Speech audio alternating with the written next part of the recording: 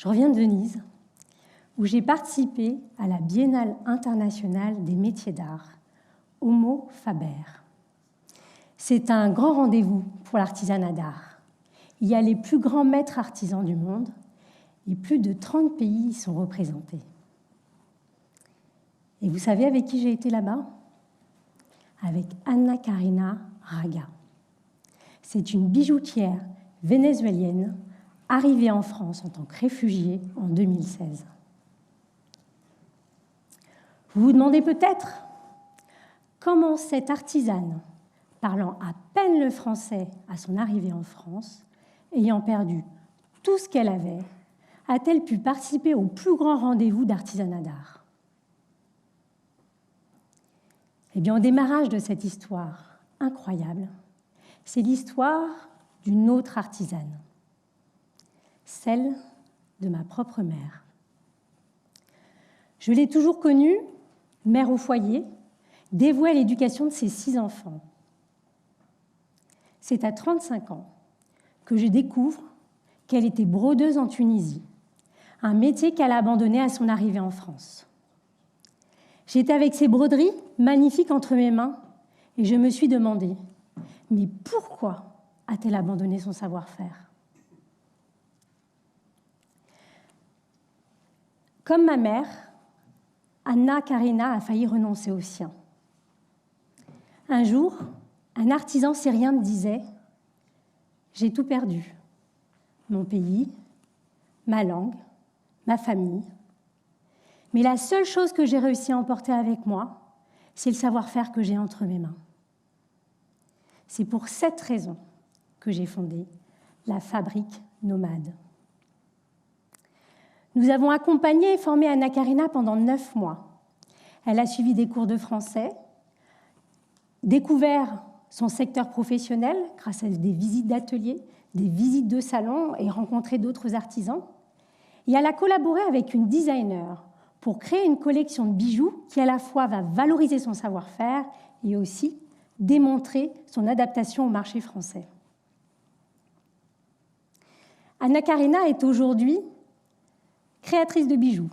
Elle est indépendante. Et tout récemment, elle a collaboré sur un magnifique projet avec le groupe LVMH. Elle a travaillé avec l'artiste Jérémy Gobet et 4 autres artisanes réfugiées. Ensemble, ils ont créé une œuvre qui s'appelle « Conversation ex situ ». C'est justement cette œuvre qui a été présentée à Venise. Là-bas, Ana Karina a fait des démonstrations de savoir-faire et le public a été stupéfait par sa technique et l'alchimie des couleurs qu'elle arrivait à créer. C'était incroyable de la voir avec tant de fierté et de confiance sur cette scène internationale. On peut dire qu'Ana Karina a trouvé sa place en tant qu'artisane. J'ai aussi envie de vous parler d'un couturier et brodeur sénégalais talentueux. Il s'appelle Ablaye Mar. Il maîtrise la technique de broderie, la cornélie. C'est un savoir-faire français, mais que peu de personnes maîtrisent en France. Depuis son enfance, Ablaye n'a qu'un rêve, créer sa propre maison de haute couture. Comme beaucoup de migrants, il a traversé l'Italie où il a fait beaucoup de petits boulots. Et à son arrivée à Paris, il a déposé son CV dans plusieurs agences d'intérim. Mais il n'a jamais été rappelé. Il a installé sa machine cornélie dans un petit atelier qu'il partageait avec d'autres couturiers africains à la Goutte d'Or, dans le 18e à Paris. Après sa formation à la Fabrique Nomade, il décroche un entretien dans un atelier de couture parisien. Je décide de l'accompagner. On arrive, tous les deux, on se présente à l'accueil, et une femme déboule des escaliers, et elle se dirige tout droit vers Ablaye. Et elle lui dit d'un ton agacé, « C'est vous le coursier pour la maison Dior ?»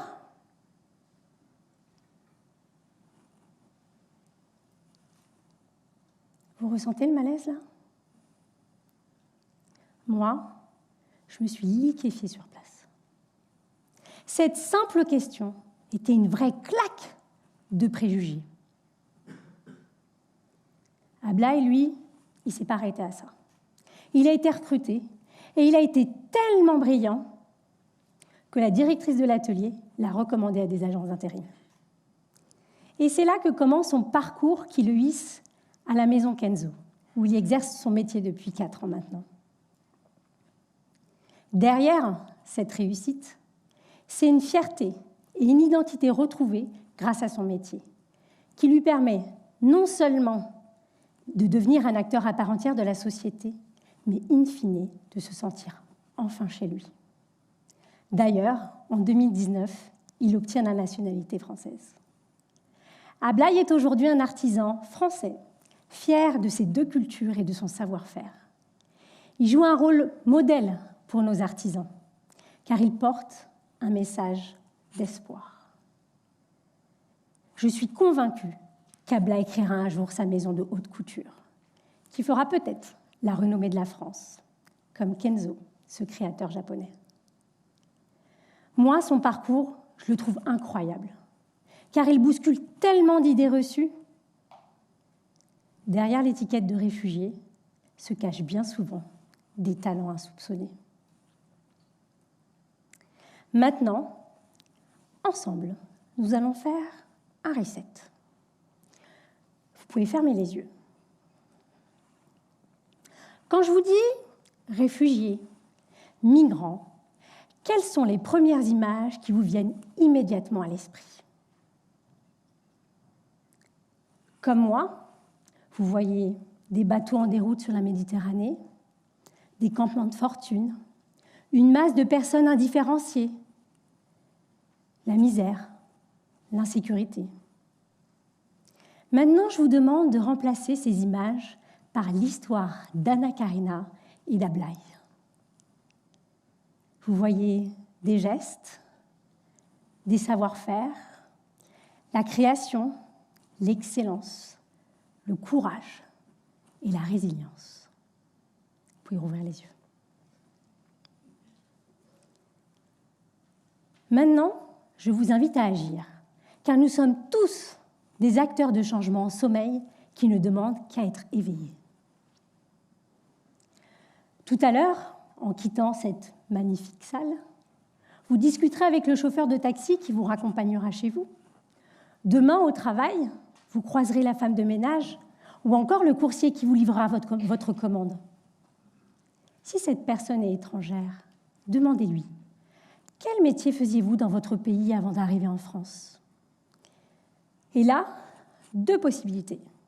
La première, il ou elle était artisan. Et là, sans aucune hésitation, contactez-moi.